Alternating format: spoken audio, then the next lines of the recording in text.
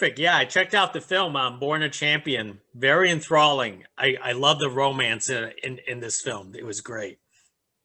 I appreciate it, man. Thank you. Sean, I noticed that you had writing credit for this film. Did you originate the project, or did you basically made your personal touches to the film? No, I wrote it in bed alone one night in 2007. So a long time ago. And actually, the first person I sent it to was one of the producers on the film, Paul Alessi. And he called me back and he said, "Man, we got to make this into a movie." And man, when you think about it now, that was 14 years ago. That's crazy to think. But yeah, no, I wrote it about all the things that were important in my life at a certain transitional point in my life, of which jujitsu was a big part. But mainly it was a story about family and fatherhood and jumping over adversity. And I just wrapped it in one of my biggest passions, which is jujitsu. When you were writing the story, did you actually think that you were going to star in it, or you just wanted to write a story? No, I'm a very big realist. I wrote it thinking I would play the part. Now, if the script got out there and somebody said, "Hey, Brad Pitt wants to play it," I would gladly take a seat and go, "Wow, we're going to make a Brad Pitt movie about an MMA guy."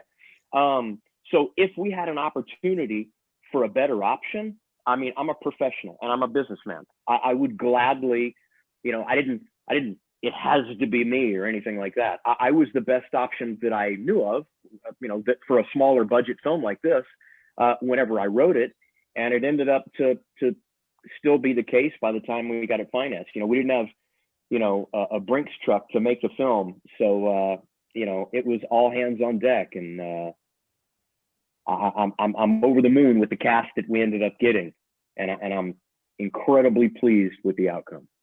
And Sean brought so much of himself to this role, and he made it what it is. So I can't imagine anyone else playing that part. Except for Brad Pitt, of course. Except for Brad Pitt played my part, and I would have liked that as well. Well, thank you, Katrina. So Katrina, what initially attracted you to something like this? Was it because it was a little bit different from a lot of roles you played before?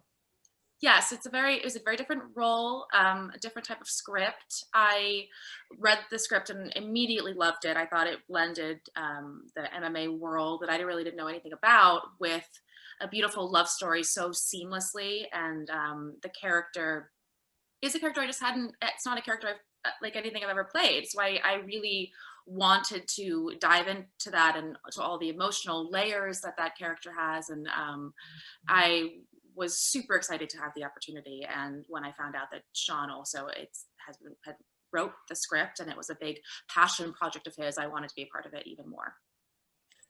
How did you two work out your romantic chemistry before the production actually begins? Because I felt that connection there, and not to mention that I felt the connection on the airplane. I never could imagine sitting next to someone and feeling that romantic connection just like that.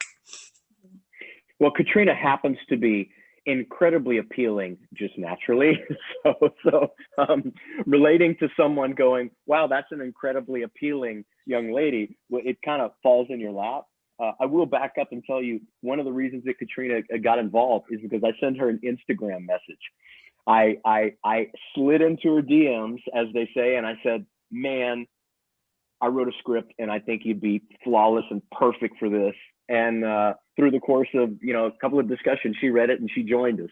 So it wasn't an extravagant process other than I reached out to Katrina and she happened to join us. Which I'm very grateful for. But she's beautiful and she's incredibly talented. The first time I saw Katrina was on 30 Rock. And, when one of the most bankable qualities for an actor and actress to have is to have comedic timing, which she does. And you automatically think, well, I don't know how they can do with drama. And then you see the rest of her career and you go, oh, holy shit, she can do pretty much everything.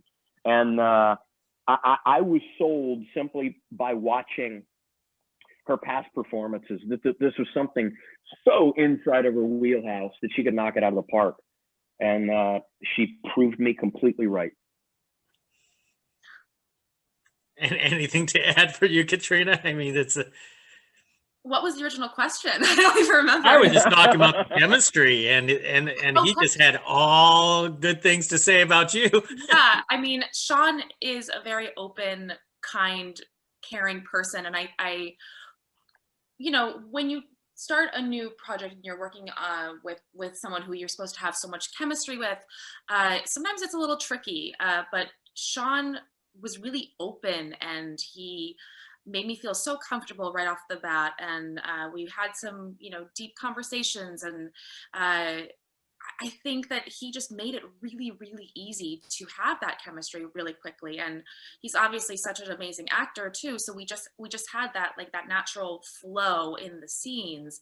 But I attribute it to the fact that he knows the script in and out. I mean, obviously he was trying to get it made since 2007. So there's no one that knows it better than him. And for him to you know, to trust me with this character meant a lot. And I think we naturally just got along very well, which I think is a big part of it as well. So I think it just really worked between us, and I think we really liked each other. So that also comes across on screen and is important between two co-stars.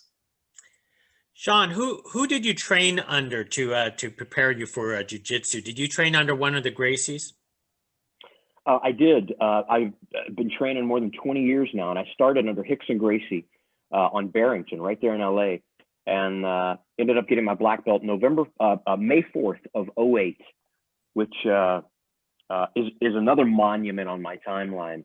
So preparing for this role was even way back before I even wrote it.